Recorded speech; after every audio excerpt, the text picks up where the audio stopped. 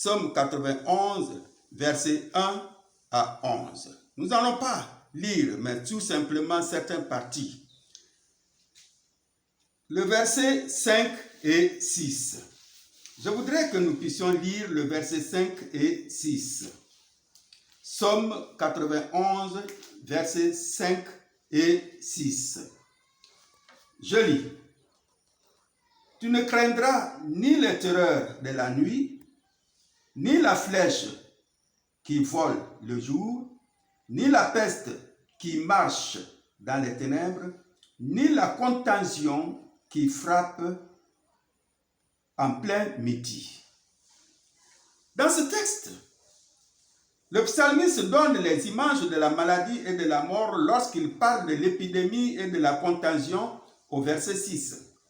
Mais il déclare avec assurance à ceux qui sont fidèles, versets 8 et 9, que même si la mort, la maladie et la guerre frappent autour d'eux, ils seront préservés et ne souffriront d'aucun mal ni d'aucun désastre.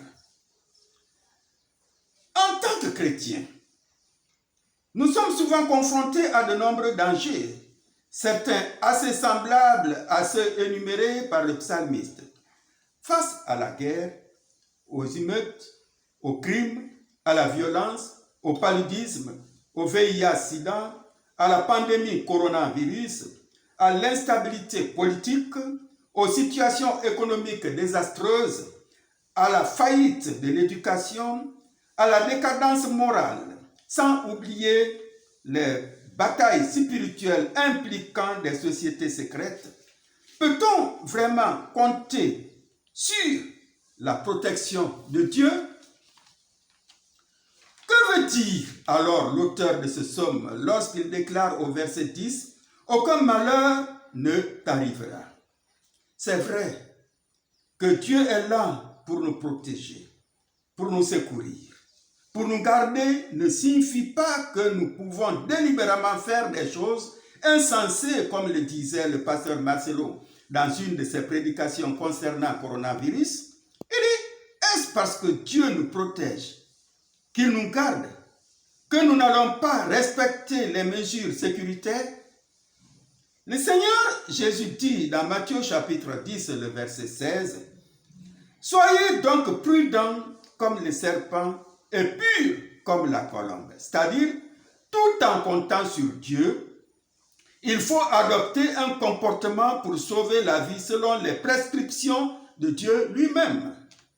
Si nous, en tant que chrétiens, on ignore quelque chose, Dieu va nous protéger et il nous gardera.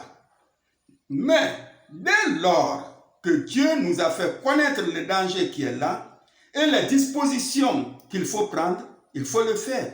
Il ne faut pas tenter Dieu dans ce cas. Nous avons la foi, mais nous ne devons pas confondre la foi et la folie. Si nous tombons dans la folie, ça serait une fausse foi. Chers frères et sœurs, nous avons vu que depuis l'Ancien Testament, Dieu avait donné des instructions à son peuple concernant les mesures sécuritaires qu'il fallait prendre. Vu que le peuple les appliquait à la lettre, cela a beaucoup contribué à sa santé.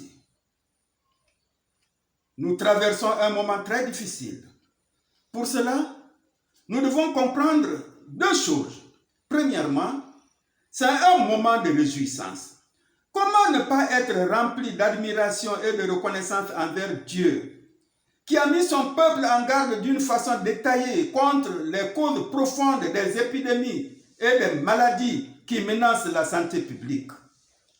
Dieu s'occupe du bien-être de son peuple, non seulement du point de vue spirituel, mais encore au point de vue physique. Les scientifiques ne font que suivre ce que Dieu a ordonné. En plus, c'est un moment de réjouissance, pas à cause de la maladie, mais parce que nous voyons l'accomplissement des prophéties qui ont été annoncées par les prophètes, par notre Seigneur Jésus-Christ et par des apôtres. Cela doit nous réconforter et nous préparer pour l'avènement de notre Seigneur Jésus-Christ. Dans les pays où les églises ne sont pas fermées, beaucoup de chrétiens qui n'allaient plus à l'église ont repris le chemin de l'église. Ils ont compris qu'il ne faut plus compter sur l'être humain ni sur son savoir, mais sur le Seigneur Jésus-Christ, le Maître de l'univers. Deuxièmement, c'est un moment d'épreuve. Beaucoup de chefs d'État, y compris le nôtre, ont pris la décision de fermer pour le moment les églises et les mosquées. Pour nous chrétiens, c'est un moment où Dieu est en train de nous observer par rapport à notre foi.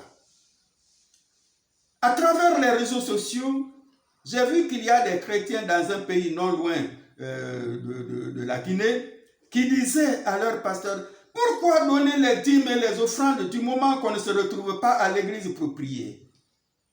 La question à cela est de savoir si nos obligations envers Dieu sont liées au culte dans l'église.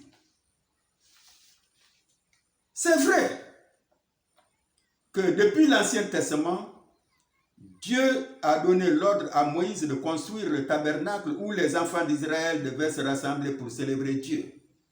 Le roi Salomon avait construit un grand temple comme lieu de culte. Les Juifs se retrouvent dans les synagogues, tout comme nous aussi, nous nous retrouvons dans les églises pour tenir notre culte. Ne pas le faire devient une désobéissance à Dieu. Mais si la situation ne permet pas, surtout pour un cas de maladie, d'aller à l'église, cela ne doit pas affecter notre foi. Nous venons de voir que Dieu lui-même avait donné des ordres concernant la quarantaine, la pratique de l'hygiène, parce qu'il veut le bien-être de son peuple.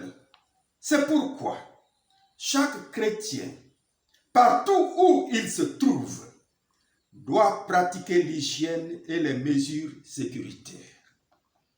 Nous devons davantage se donner à Dieu, le louer, le prier, le célébrer, l'exalter, le donner ce qui lui appartient, dîmes, offrandes et autres. Jésus lui-même, en répondant aux pharisiens dans Marc chapitre 12, le verset 17, a dit: rendez à César ce qui est à César et à Dieu ce qui est à Dieu. Ce qui appartient à Dieu doit lui être donné.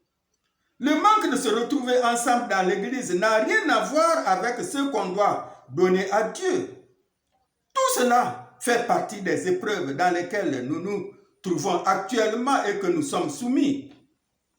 Chers frères et sœurs, nous venons de voir que Dieu avait ordonné de mettre en quarantaine tous ceux qui présentaient des symptômes d'une maladie contagieuse. Après le texte, tous ceux qui étaient confirmés devaient être mis à l'écart parce que Dieu, notre Créateur, nous a accordé de la valeur. Il avait aussi montré à ses enfants comment procéder à la désinfection. Il revient à chacun de nous de pratiquer donc la sécurité sanitaire selon les instructions qui nous sont données. Les lieux de culte sont fermés, mais cela ne doit pas être un sujet de découragement. Notre foi ne doit pas être fermée. Si l'église est fermée, ça n'a rien à voir avec ma foi. Ça n'a rien à voir avec ta foi. Ça n'a rien à voir avec notre foi. Coronavirus est comme un lion rugissant, cherchant qui dévorer, tant sur le plan spirituel que physique. Ne nous laissons pas ébranler. Résistons avec une foi forte. Les églises sont fermées pour nous permettre de bien ouvrir nos cœurs à Dieu. C'est un moment où chacun doit beaucoup chercher la face de Dieu.